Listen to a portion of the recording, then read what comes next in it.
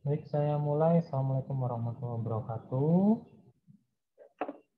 Hari ini saya akan melanjutkan materi tentang hipotek. Jadi setelah kemarin di sebelum UTS kalian memperoleh materi tentang salah satu lembaga jaminan kebendaan di dalam BW yaitu Gadai. Hari ini saya akan melanjutkan materi tentang hipotek. Jadi, hipotek itu diatur di dalam ketentuan BW yang mana dulu, saya cerita dulu sebelum tahun 60 ya, bahwa lembaga jaminan yang diatur dalam BW itu ada dua, ada gadai dan juga hipotek. Hipotek itu diperuntukkan untuk benda tidak bergerak, sedangkan gadai itu diperuntukkan untuk benda bergerak di sini. Nah, namun pasca terbitnya Undang-Undang Nomor 5 Tahun 1960 terjadi perubahan. Jadi berawal dari karena Indonesia pada saat itu menganut asas bukan asas, maksud saya dualisme hukum di dalam hukum agraria nasional, bukan nasional ya, kolonial, yang mana memberlakukan dua sistem hukum yang bersamaan, yaitu hukum agraria barat dan juga hukum agraria adat. Yang mana hukum agraria barat itu tunduk pada ketentuan buku 2 BW di sini. Nah, buku 2 BW di situ juga mengatur bahwa jika ada hak atas tanah, maka hak atas tanah tersebut dapat dijamin dengan lembaga jaminan hipotek. Sedangkan untuk lembaga adat itu tidak dapat dijamin, namun kalau kalian baca di politik hukumnya, orang Belanda itu membuat ketentuan yang disebut sebagai kredit perban, itu cara shortcut untuk memperoleh hak atas tanah bagi tanah-tanah yang tunduk pada hukum adat. Nah, pada saat terbitnya bukan pada saat Indonesia merdeka, maka di tahun 1945 berdasarkan asas konkordansi, di sini ketentuan BW masih diberlakukan, khususnya mengenai buku 2 BW. Namun pada tahun 1960 itu terbit Undang-Undang Nomor 5 Tahun 60 tentang Peraturan Dasar Pokok-Pokok Agraria atau yang disebut sebagai UPA.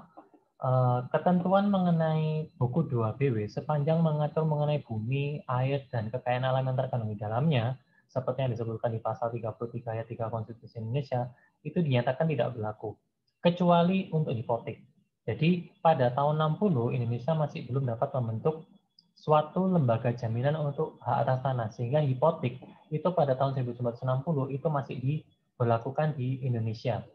Nah, kemudian di tahun 1996, pasca terbitnya Undang-Undang Nomor 4 Tahun 96, itu ketentuan hipotek sepanjang mengatur mengenai tanah itu dinyatakan tidak berlaku.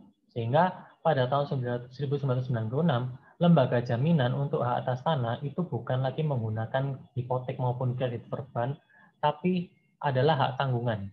Jadi di sini dilihat dari objeknya, hak atas tanah bukan lagi dijaminkan menggunakan hipotek, tapi menggunakan hak tanggungan. Nah,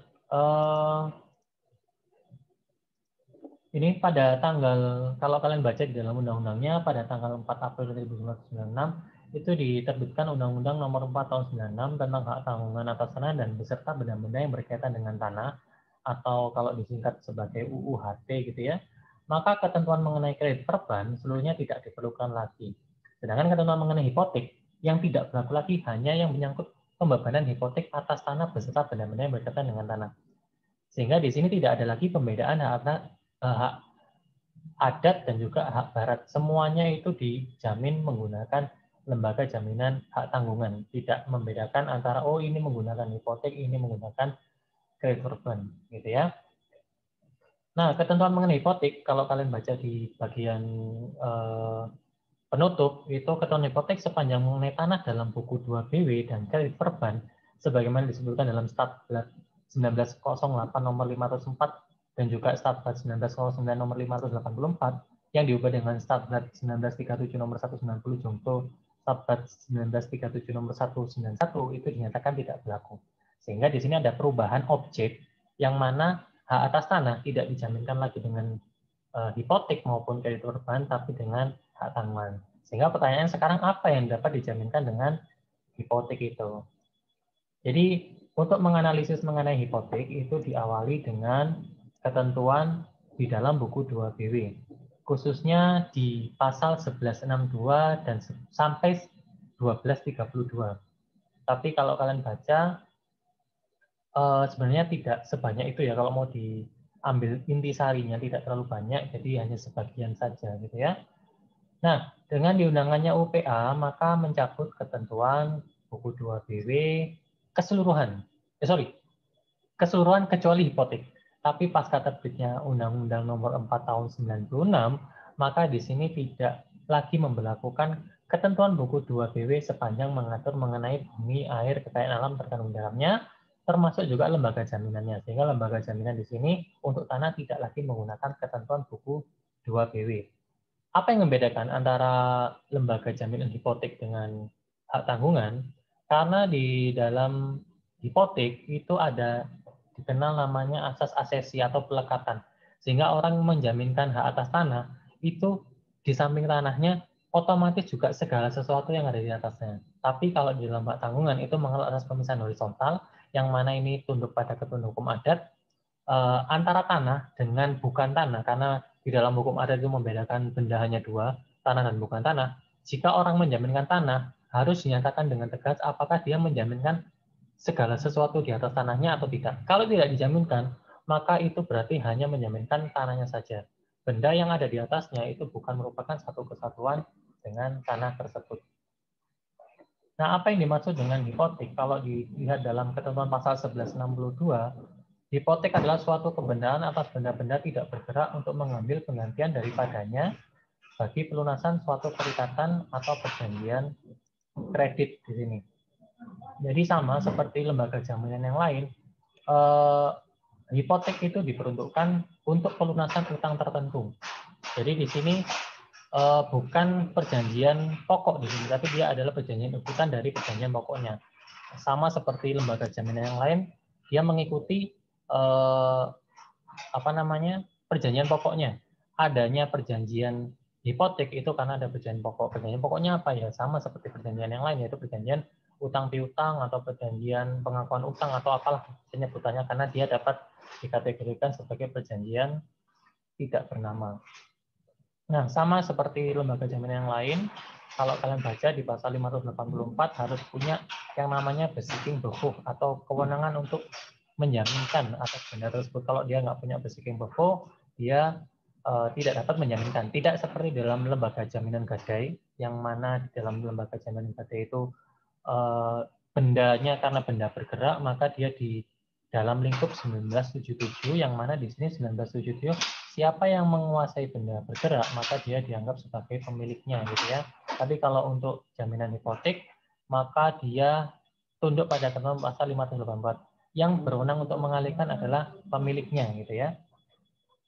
Apa yang masuk sebagai objek hipotek? Kalau kalian baca di pasal 1162, hipotek adalah suatu kebenaran atas barang tidak bergerak. Jadi benda tidak bergerak yang dijadikan jaminan dalam pelunasan suatu perikatan gitu ya.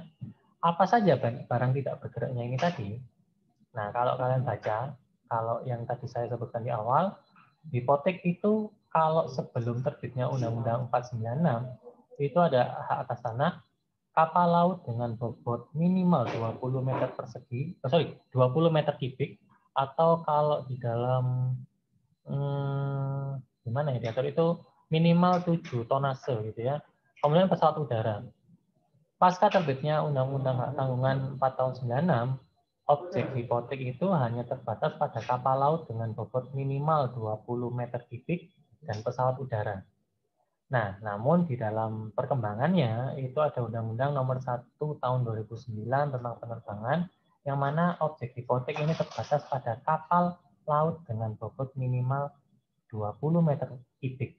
Pesawat udara tidak dapat dijaminkan lagi dengan lembaga jaminan hipotek. Nah, ini yang disebutkan di pasal 60 Undang-Undang 17 tahun 2008 tentang pelayaran.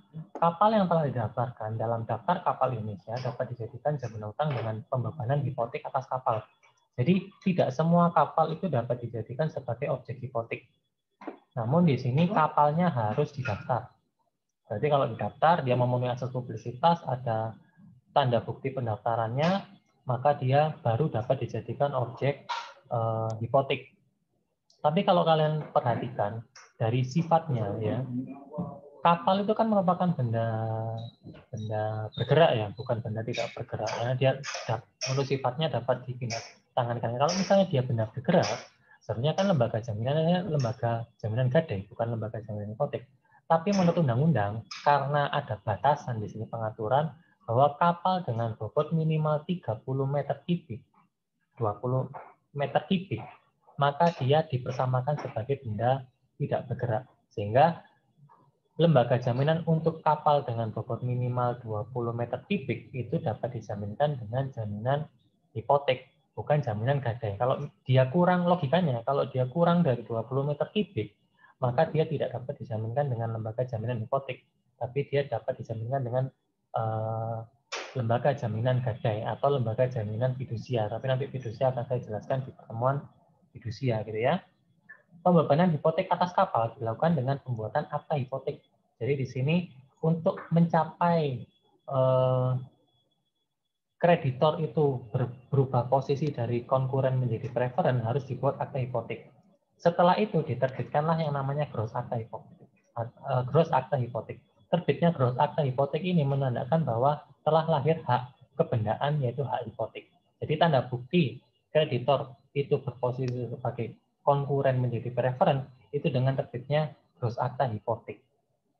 Sama seperti kalau nanti saya menjelaskan mengenai hak tanggungan, tanda bukti bahwa kreditor itu dari konkuren berubah menjadi preferen dengan terbitnya sertifikat hak tanggungan. Nah ini kalau hipotek itu terbitnya gross akta hipotek menunjukkan bahwa dia berposisi sebagai kreditor preferen.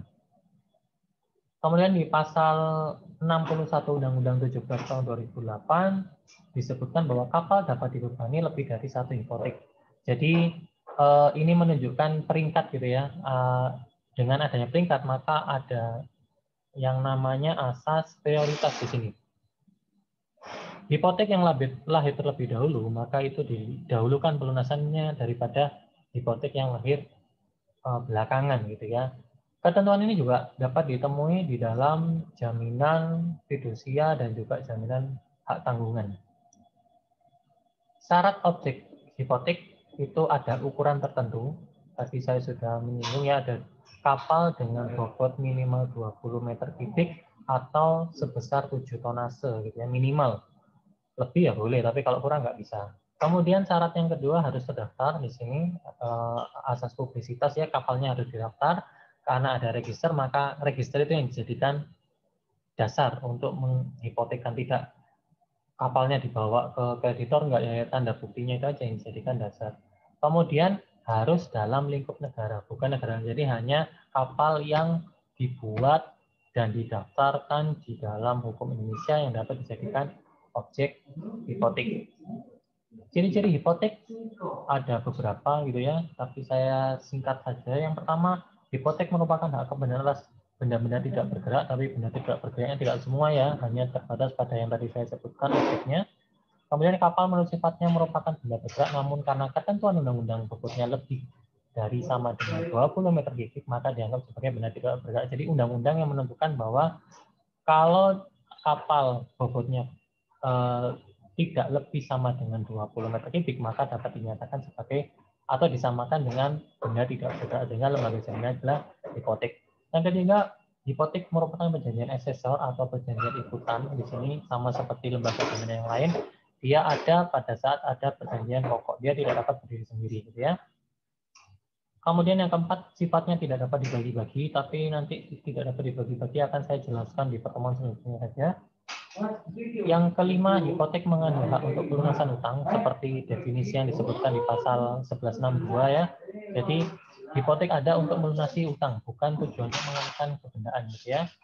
Hipotek atas barang yang sudah ada, kalau barangnya akan ada di kemudian hari tidak dapat dijadikan hipotek.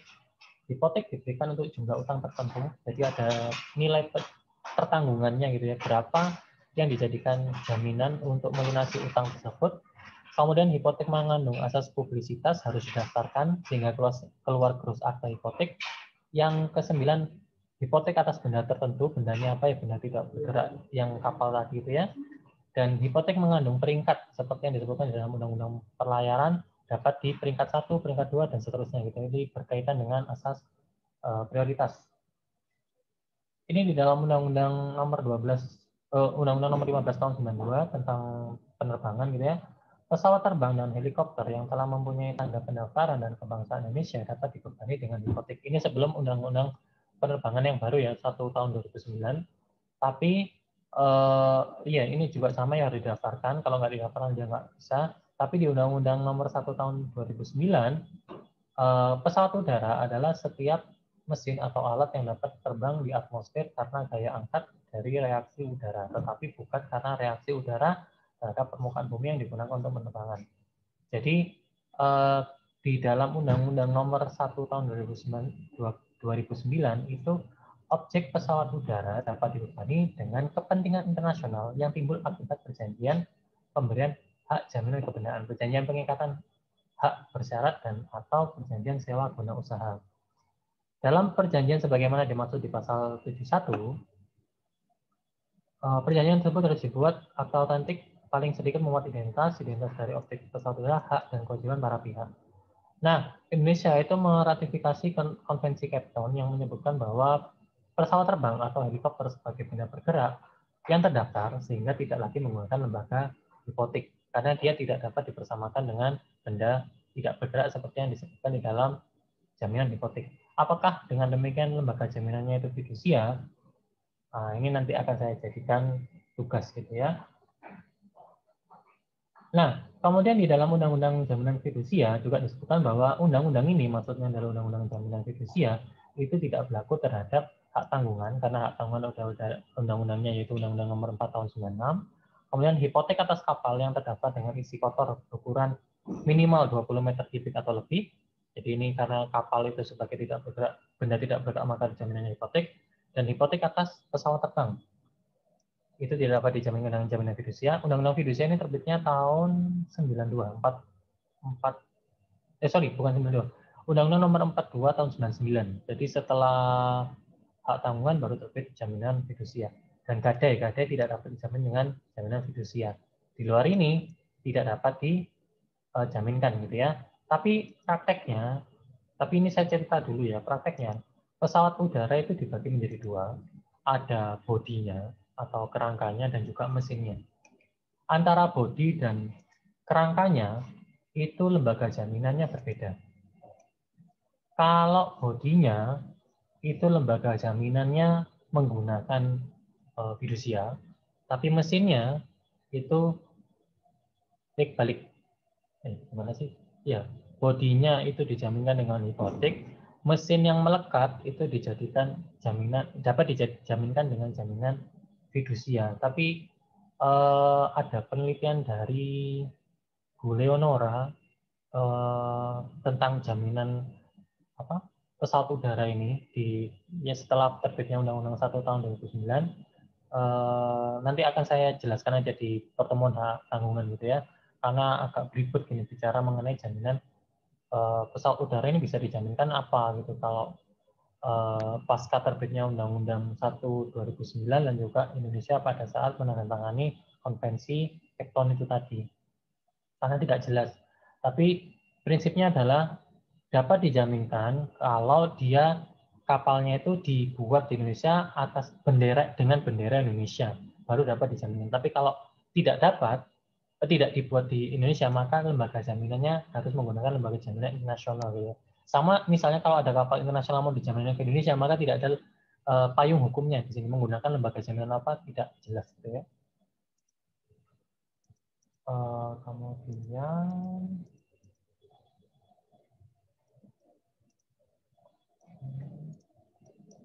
ada yang disebut sebagai surat kuasa memasang hipotek. Kalau nanti dibandingkan dengan hak tanggungan ada yang namanya surat kuasa membebankan hak tanggungan. Gitu. Apa fungsinya surat kuasa? Surat kuasa memasang hipotek adalah surat kuasa yang dibuat di hadapan notaris antara pemilik kapal dengan penerima hak kebendaan hipotek.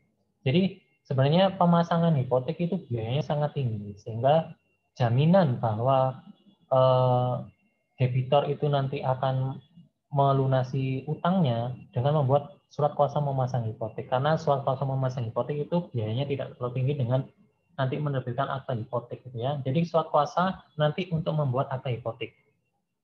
Surat kuasa memasang hipotek itu dijadikan dasar pegangan sebagai pegangannya kreditor sebagai pelunasan utang. Tapi surat kuasa memasang hipotek itu tidak mengubah kedudukan kreditor dari kreditor konkuren menjadi kreditor preferen di sini.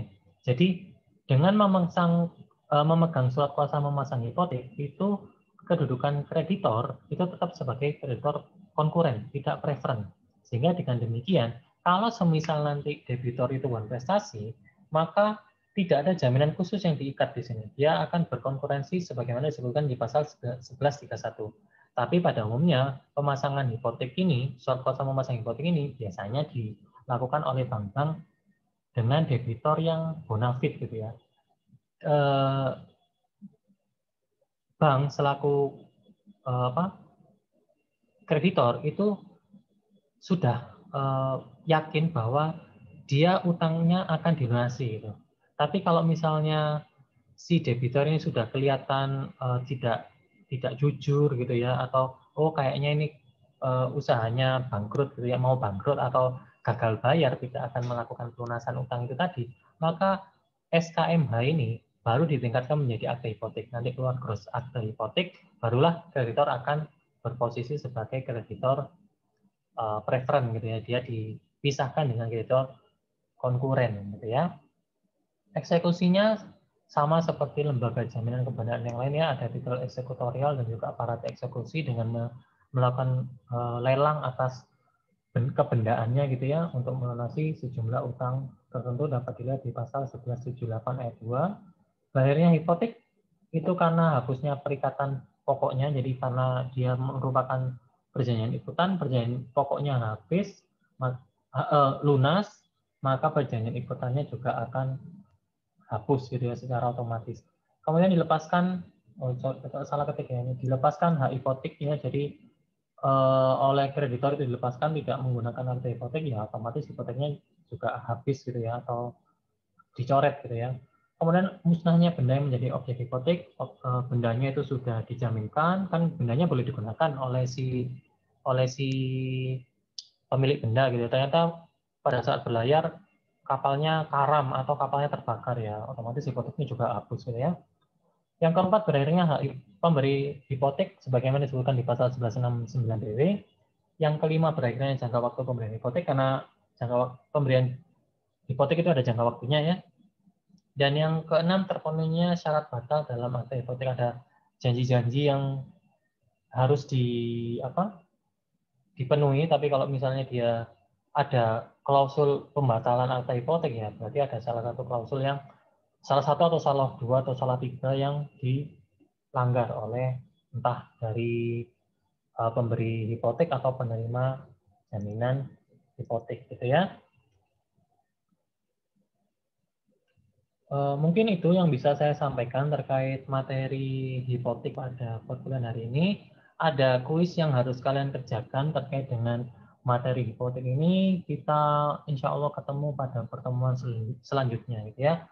Baik, terima kasih atas atensinya sudah lihat video ini. Saya akhiri perkuliahannya. Assalamualaikum warahmatullahi wabarakatuh.